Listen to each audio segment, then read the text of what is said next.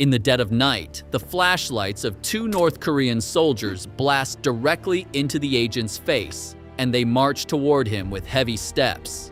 In a land where a Western face would be compromised in seconds, the CIA has only one shot. An Asian descent, professional field operative who speaks fluent, native Korean. The agent doesn't even flinch, keeping his cool to the absolute limit as he lures the soldiers into the pitch black between two shipping containers.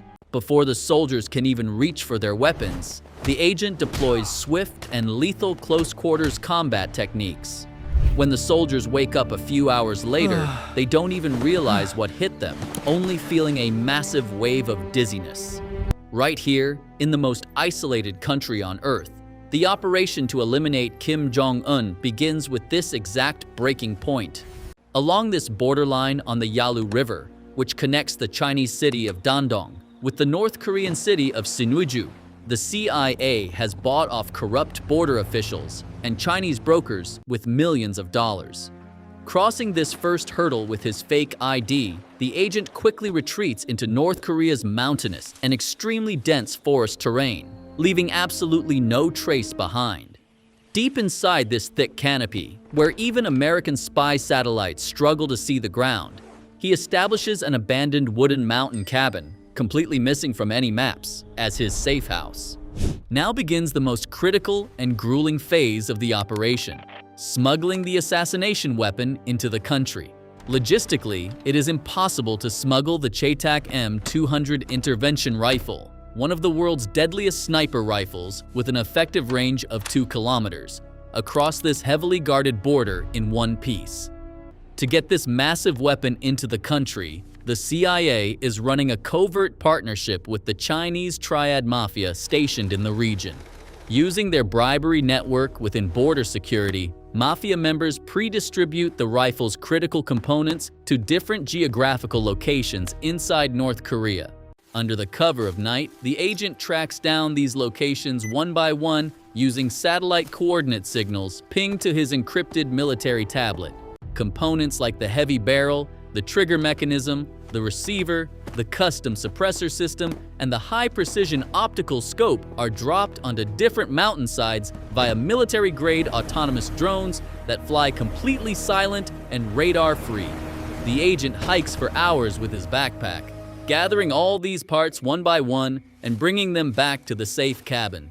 On the table, he meticulously pieces the mechanical parts together, locks the barrel to the receiver, mounts the massive optical scope, and fine-tunes the most precise ballistic mechanisms.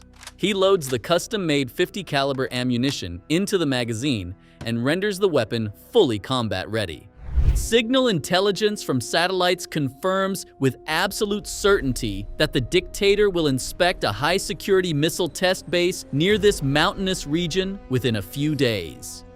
The agent wastes no time, shifting his tactical plan and ambushing a low-level 3-man North Korean military patrol unit in a blind spot on the mountain road. Approaching from behind with silent, close combat tactics, he knocks them unconscious within seconds. He quickly strips them of their military camouflage, official identification documents, radio frequency codes, and written mission orders for that day. Outwardly, he now looks exactly like an official North Korean soldier, and with the forged yet authentic-looking documents in hand, he passes through heavily guarded military checkpoints without raising any suspicion, casually saluting the soldiers. The high-ranking officers he encounters along the way never suspect a thing, thanks to the regulation uniform he wears and the correct bribery insignia on his chest. The big inspection day finally arrives, and a maximum military alert is declared across the entire region.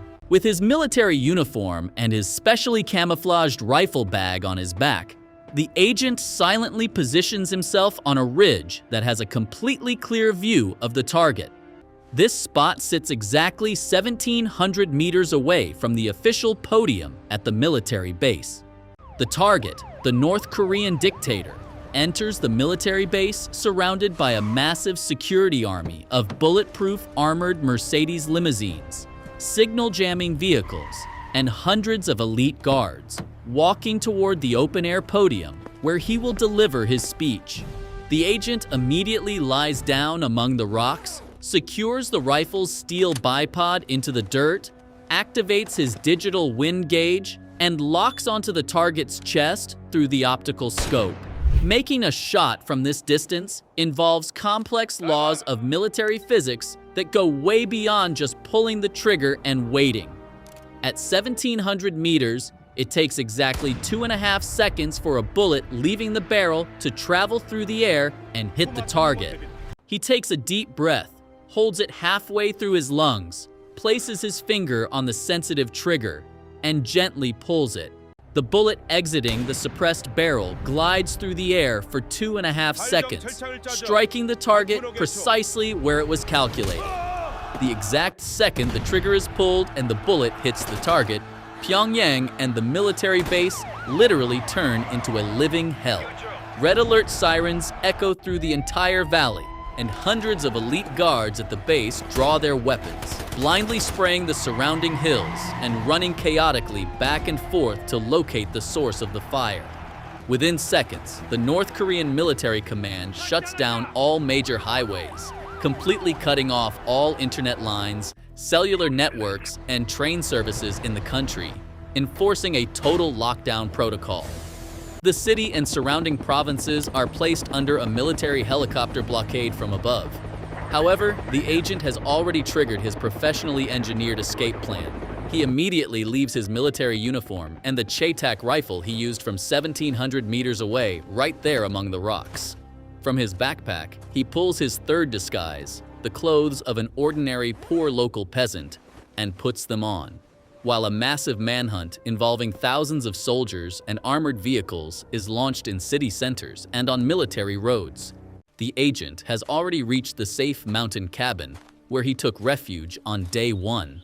While the North Korean army searches everywhere for a heavily armed rogue infiltrator in a military uniform, our agent turns into a total ghost in this hidden mountain cabin, going days without powering up any electronic devices and leaving zero trace while waiting for the dust to settle.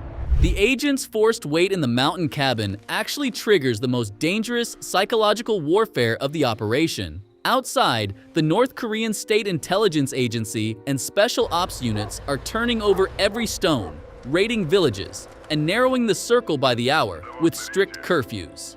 Meanwhile, in a hidden compartment under the cabin floor, the agent fights for survival using only the high-calorie military food rations and filtered rainwater he brought with him. He doesn't light a single flame, nor does he make the slightest radio contact with the outside world. As days pass, the North Korean military command begins to think the assassin has either fled the country long ago or is hiding in a secret underground bunker inside Pyongyang. Furthermore, the sudden power vacuum at the top of the nation triggers a secret power struggle and internal feud among the regime's generals. The top military brass becomes more concerned with protecting their own positions than searching for the agent outside, which unexpectedly eases the pressure on him.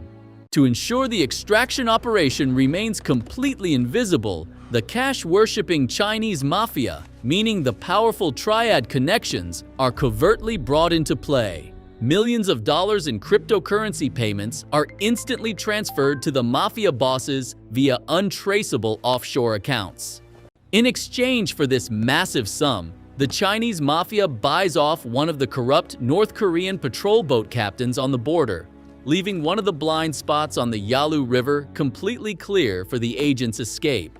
Days after the assassination, when military inspections loosen up a bit, the agent exits the mountain cabin at midnight. He silently reaches one of the blind coordinates on the river, a shallow area covered in reeds that satellite surveillance misses. He boards a silent, modified smuggler boat, waiting for him in the dark, and slips across the river into Chinese territory. Met by a luxury vehicle on the Chinese side, he vanishes without a trace inside a high-security mafia warehouse in Dandong, successfully concluding the greatest covert operation in world history. And that is how a scenario where a single agent infiltrates the most closed-off and heavily guarded country in the world to pull off an operation like this plays out. Of course, when we look at the reality of it, it is completely impossible for an operation like this to succeed in real life. Besides, something like this would probably spark World War III. This video is just a product of those hypothetical daydreams we drift into when we can't sleep at night. In other words, it has absolutely nothing to do with reality, and I made it strictly for entertainment purposes.